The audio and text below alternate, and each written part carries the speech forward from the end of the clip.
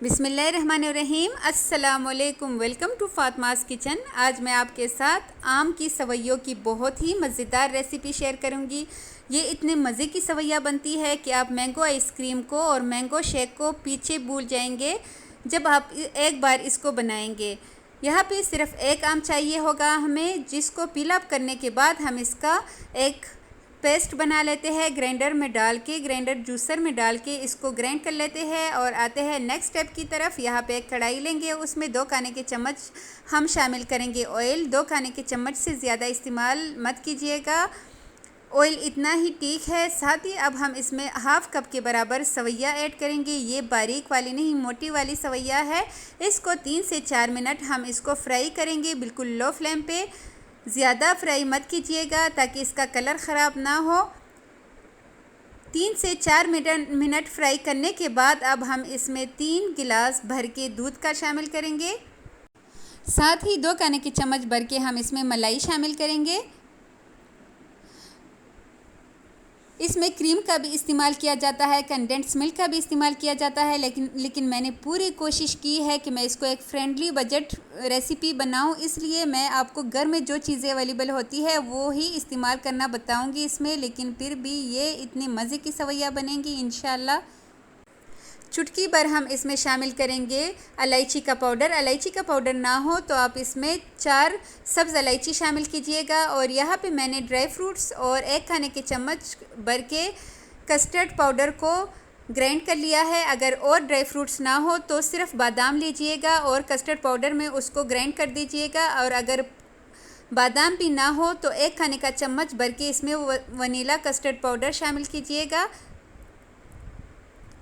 साथ ही हम इसमें शामिल करेंगे 4 खाने के चम्मच भर की चीनी।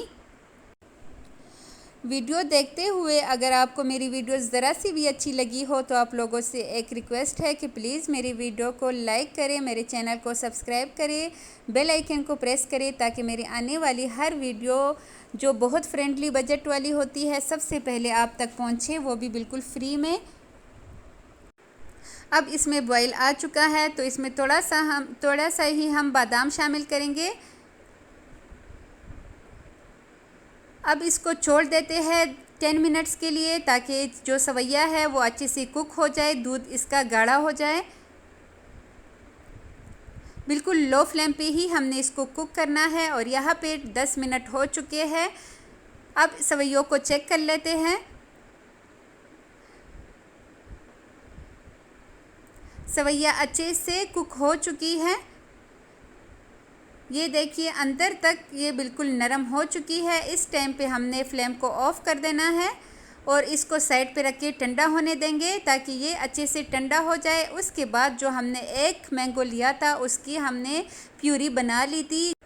अब वो जो हमने प्यूरी रेडी की थी, हम ठंडे किए हुए सवैयों में वो प्यूरी ऐड करेंगे और सवैयों का मज़ा दोबाला करेंगे।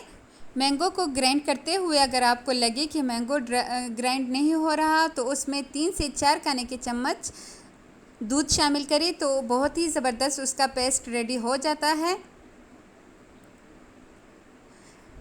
सवैया रेडी करने के बाद इसको जितना ठंडा करेंगे उतने ही ये मज़े के लगेंगे।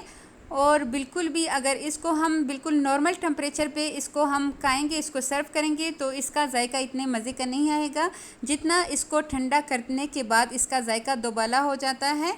ये देखिए इसका कलर भी ज़बरदस्त आ चुका है। ऊपर से मज़ीद मैंने थोड़े से बादाम ऐड किए हैं।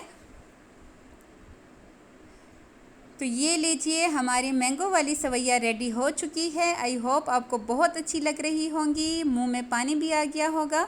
तो बिल्कुल भी मुश्किल नहीं है, सिर्फ आधे कप सवैयों से इतना मज़ेदार हमारा मैंगो सवैया रेडी हो जाते हैं। तो आप भी जाइए और जल्दी से बनाइए, अपनी वाह वाह करवाइए, अपनी फैमिली को करें खुश। इसको सर्व कर लेते हैं और खाते हैं, मज़े उड़ाते हैं। आप ख़ुद भी मज़े उड़ा सकते हैं अगर आप थोड़ी सी मेहनत करें और ख़ुद जाके इसको बनाएं।